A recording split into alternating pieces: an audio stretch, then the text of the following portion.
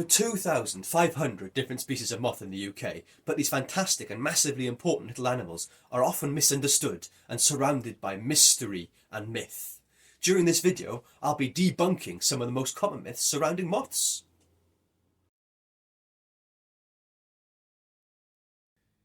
Many people believe that all moths will eat your clothes, but that's just not true. There is only a small handful of moths that will actually eat natural fibres such as wool. And even then, it is only when they are in their larval stage, that's when they're a caterpillar, that they'll actually cause any damage. Most caterpillars will actually eat vegetation, leaves and roots. For example, this cinnabar moth caterpillar, which feeds almost exclusively on the ragwort plant. Now, ragwort is a toxic plant, and these caterpillars have a superpower, whereby if they eat enough of this plant, they can become toxic themselves, which is why they have such bright stripes. They are warning predators, "Don't eat me, I don't taste very nice." Most adult moths will use their proboscis, that's their long tongue at the front of their heads, to drink nectar from different flowers. But many moths don't eat anything at all when they're adults.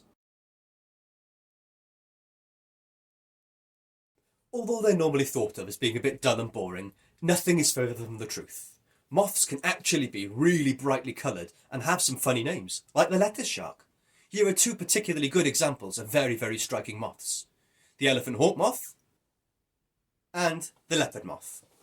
But why are they so colourful? There are lots of different reasons. Many moths have evolved, that's changed over time, so that they can benefit from their shape and their colour. Some can camouflage themselves in their surroundings, or mimic, that means look-alike, an object, like bird poo or broken twig. Here is a Chinese character moth, which looks exactly like a bird dropping.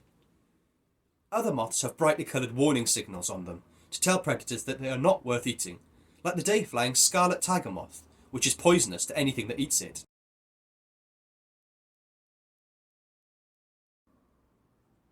Whilst most species of moths do fly at night, there are many species that are active during the day. In fact, there are more species of moth that are active during the day than the total number of species of butterfly that we have in the UK, which means that they can often be mistaken for butterflies. For some species, it is only the male who flies in the day, for example, the emperor moth. Other species, like the hummingbird hawk moth, are migrant species who have come over to the UK and can be seen visiting flowers in broad daylight. And in fact, some species of butterfly can be seen at night, just like the red admiral.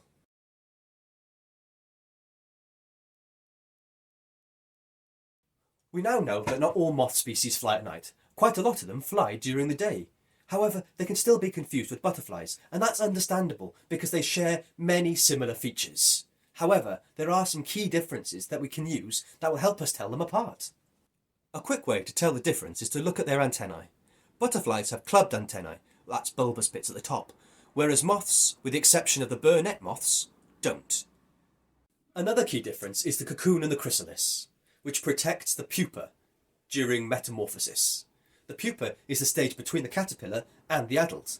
Moths create cocoons. These are wrapped in silk, whereas butterflies create chrysalises. These are hard and smooth and don't have a silk cover.